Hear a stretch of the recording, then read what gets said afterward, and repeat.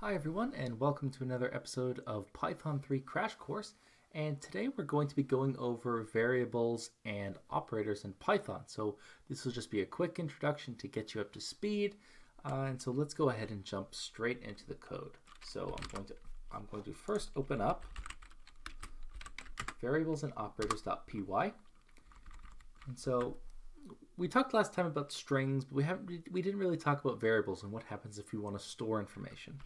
So in order to store information in Python, we simply give a variable name. A variable name can be most any name.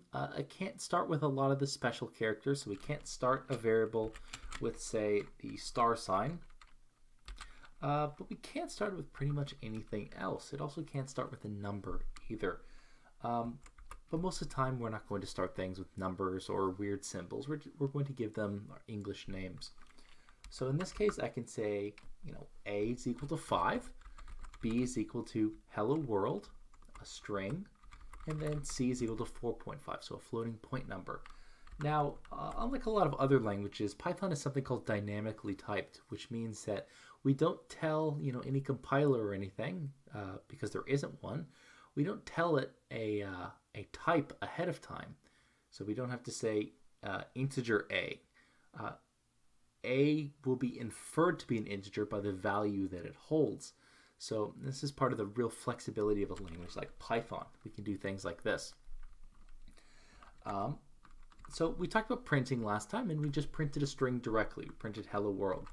However, we can also print things, many different variables, together in a single line. In order to do this, all we need to do is separate it by a comma.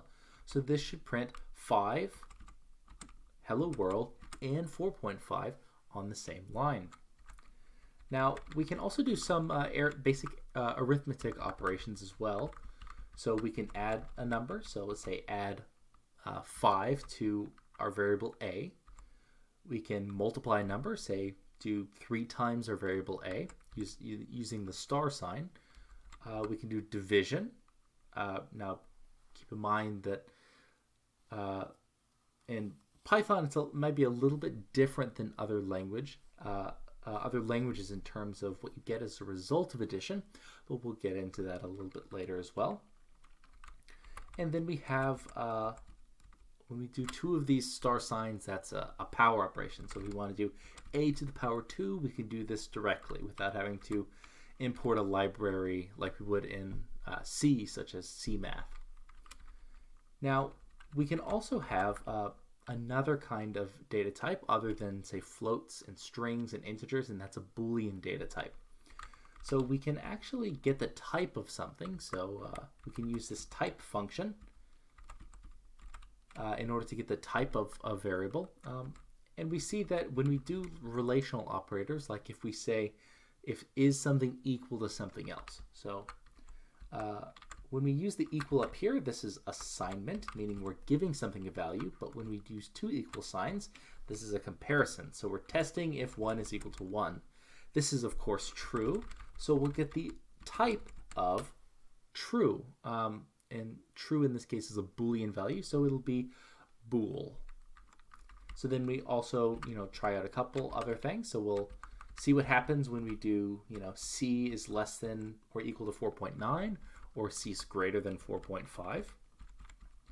There's another operator that's sometimes useful, which is the Modulo Operator. Now the modulo is a way of getting the remainder of something. So if we do, say, A, which is 5, mod 3, that's saying do the division of 5 by 3, but I just want the remainder. So in this case, it'll be 2. And then, of course, we can also do a mix of literals and variables when we're printing something. So in here, we can say print a string, and then a space, and then we can print hello world. And then we can also print an integer as well, so and an int. And we can just directly write in 1 there. So let's go ahead and run this and see what happens. So let's exit out. Remember, to run this, we'll call the interpreter, Python3, onto variables and operators.py. And let's see what we get. So here's our 3 prints on the same line. Then we did some operations. When we did the type of that comparison, we see that it is of the type Boolean. So we have to remember that all the data types are actually classes.